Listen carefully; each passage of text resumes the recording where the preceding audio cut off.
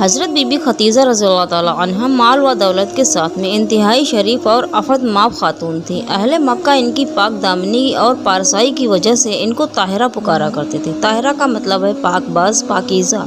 ان کی عمر 40 برس کی ہو چکی تھی۔ پہلے ان کا نکاح ابو حالہ بن زرارہ تمیمی سے ہوا تھا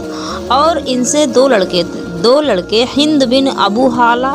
اور حالہ بن ابو حالہ پیدا ہو چکے تھے۔ پھر ابو حالہ کے انتقال کے بعد میں حضرت بی بی خدیجہ رضی اللہ تعالیٰ عنہا نے دوسرا نکاح عتیق بن عابد مخزومی سے کیا۔ ان سے بھی دو اولادیں ہوئیں، ایک لڑکا عبداللہ بن عتیق اور ایک لڑکی ہند بنت عتیق۔ حضرت خدیجہ کے دوسرے شوہر کا بھی انتقال ہو چکا تھا۔ بڑے بڑے سرداران قریش ان کے ساتھ عقد یعنی کہ نکاح کرنے کے خواہش مند تھے، لیکن انہوں نے سب پیغام کو ٹھکرا دیا۔ حضور اقدس نبی کریم صلی اللہ تعالیٰ علیہ وسلم کے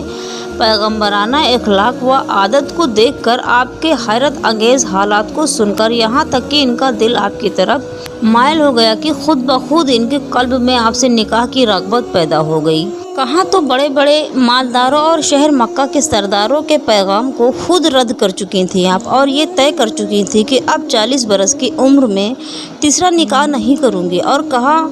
اور کہاں خود ہی حضور اقدس نبی کریم صلی اللہ تعالیٰ علیہ وسلم کی پھوپھی حضرت صفیہ کو بلایا، جو ان کے بھائی عوام بن خلید کی بیوی تھی۔ ان سے حضور اقدس نبی کریم صلی اللہ تعالیٰ علیہ وسلم کے کچھ ذاتی حالات کے بارے میں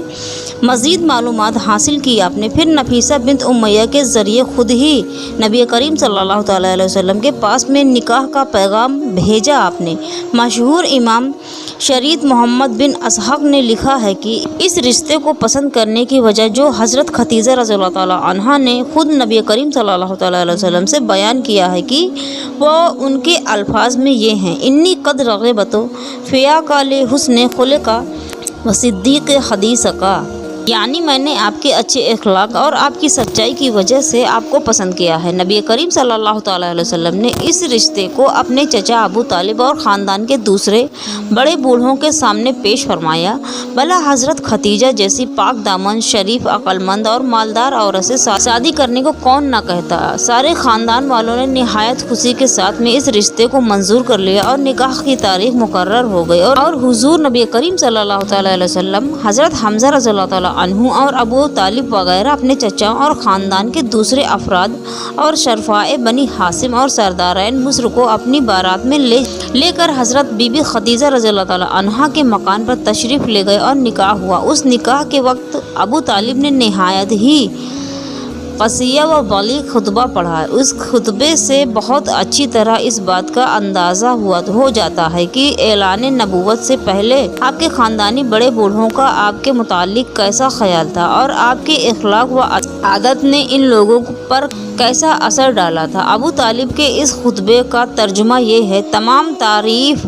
اس خدا کے لیے ہے جس نے ہم لوگوں کو حضرت ابراہیم علیہ السلام کی نسل اور حضرت اسماعیل علیہ السلام کی اولادوں میں سے بنایا، اور ہم کو معد اور مصر کے خاندان میں پیدا فرمایا، اور اپنے گھر کعبہ کا نگہبان اور اپنے حرم کا منتظم بنایا، اور ہم کو علم و حکمت والا گھر اور امن و حرم عطا فرمایا، اور ہم کو لوگوں پر حاکم بنایا۔ یہ میرے بھائی کا فرزند محمد بن عبداللہ ہے۔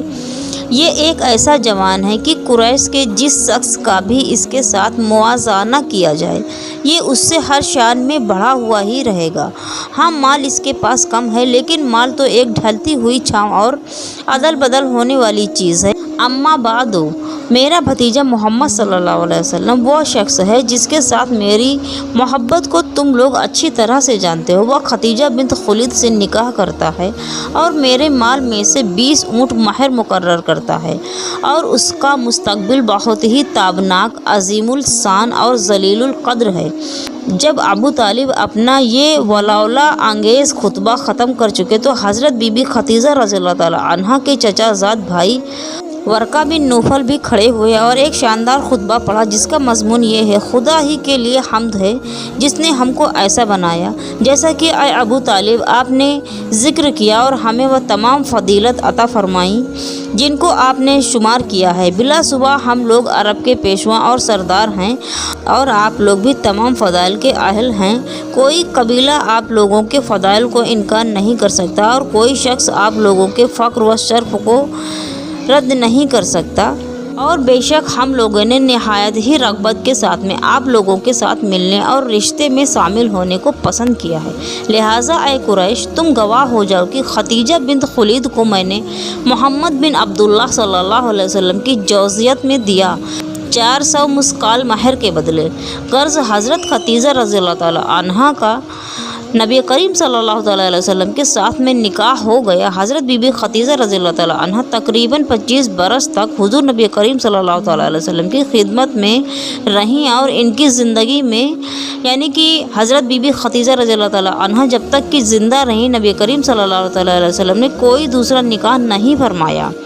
اور حضور نبی کریم صلی اللہ تعالیٰ علیہ وسلم کے ایک فرزند حضرت ابراہیم کے سوا باقی آپ کی تمام اولادیں حضرت بی بی خدیجہ رضی اللہ تعالیٰ عنہا کے بطن سے پیدا ہوئی ہیں۔ حضرت بی بی خدیجہ رضی اللہ تعالیٰ عنہا نے اپنی ساری دولت حضور نبی کریم صلی اللہ تعالیٰ علیہ وسلم کے قدموں پر قربان کر دی، اور اپنی تمام عمر حضور نبی کریم صلی اللہ تعالیٰ علیہ وسلم کی خدمت گزاری میں نثار کر دی ہے۔